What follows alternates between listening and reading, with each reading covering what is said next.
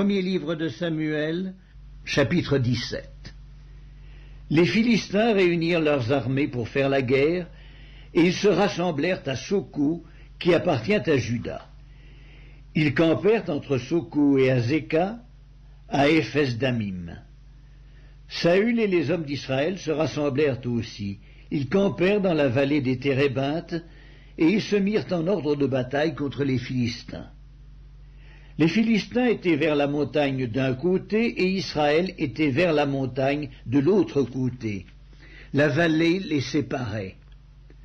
Un homme sortit du camp des Philistins et s'avança entre les deux armées. Il se nommait Goliath, il était de Gath, et il avait une taille de 6 coudées et un empan.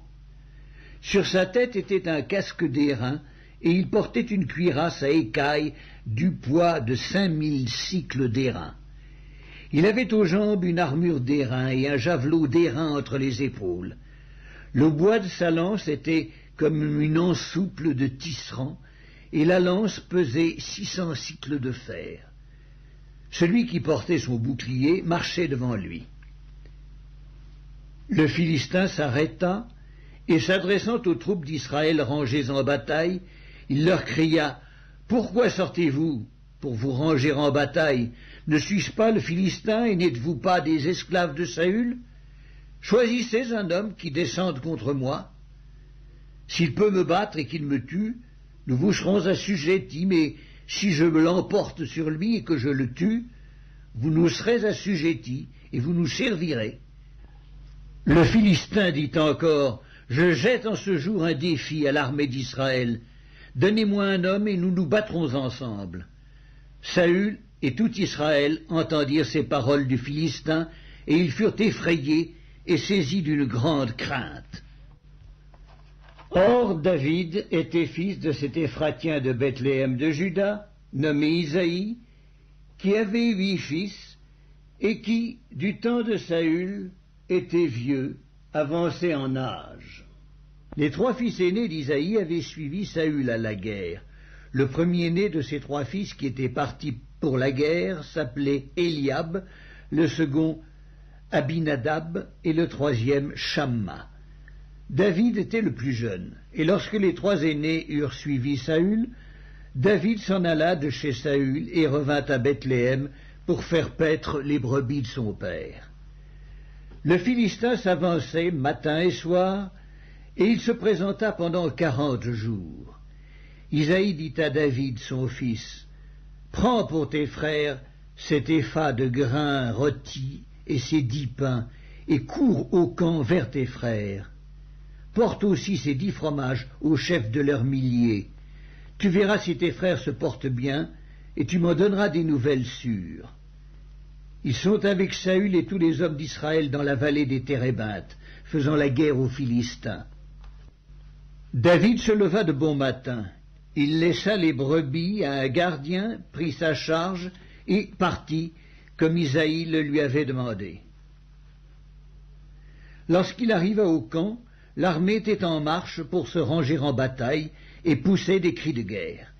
Israël et les Philistins se formèrent en bataille, armée contre armée. David remit les objets qu'il portait entre les mains du gardien des bagages et courut vers les rangs de l'armée. Aussitôt arrivé, il demanda à ses frères comment ils se portaient. Tandis qu'il parlait avec eux, voici le Philistin de Gath, nommé Goliath, s'avança entre les 2 armées hors des rangs des Philistins. Il tint les mêmes discours que précédemment, et David les entendit. À la vue de cet homme, tous ceux d'Israël s'enfuirent devant lui et furent saisis d'une grande crainte. Chacun disait « Avez-vous vu s'avancer cet homme ? C'est pour jeter à Israël un défi qu'il s'est avancé. Si quelqu'un le tue, le roi le comblera de richesses, il lui donnera sa fille, et il affranchira la maison de son père en Israël. » David dit aux hommes qui se trouvaient près de lui, « Que fera-t-on à celui qui tuera ce Philistin et qui ôtera l'opprobre de dessus Israël? Qui est donc ce Philistin?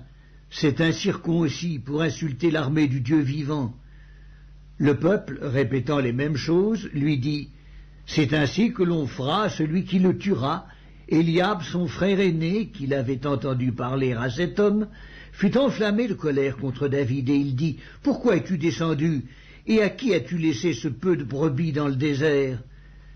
Je connais ton orgueil et la malice de ton cœur, c'est pour voir la bataille que tu es descendu. » David répondit, « Qu'ai-je donc fait?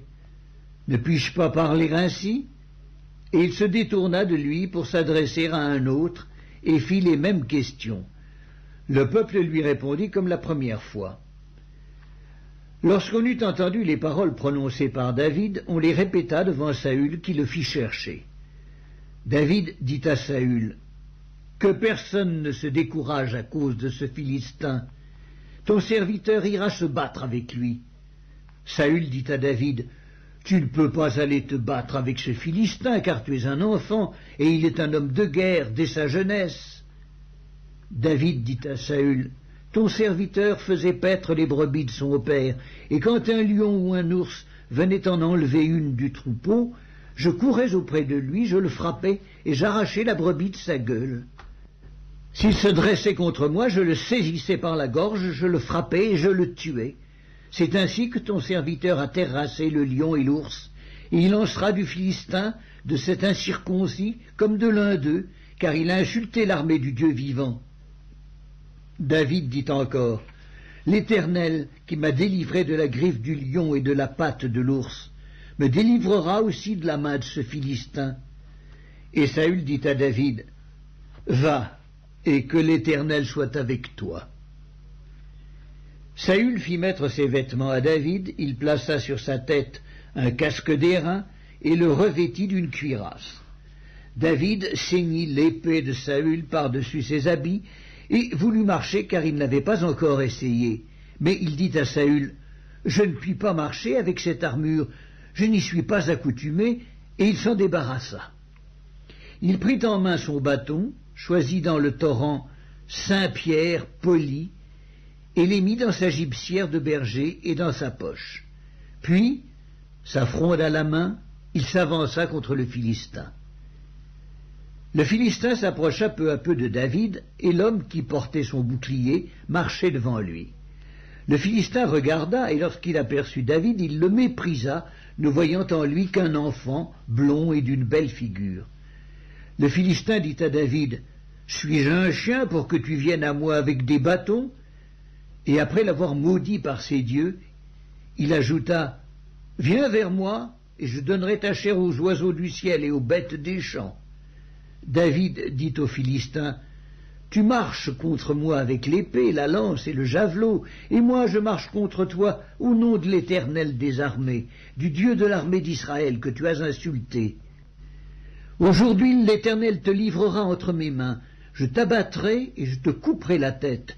Aujourd'hui je donnerai les cadavres du camp des Philistins aux oiseaux du ciel et aux animaux de la terre, et toute la terre saura qu'Israël a un Dieu, et toute cette multitude saura que ce n'est ni par l'épée ni par la lance que l'Éternel sauve, car la victoire appartient à l'Éternel, et il vous livre entre nos mains. » Aussitôt que le Philistin se mit en mouvement pour marcher au-devant de David, David courut sur le champ de bataille à la rencontre du Philistin. Il mit la main dans sa gibecière, y prit une pierre, et la lança avec sa fronde.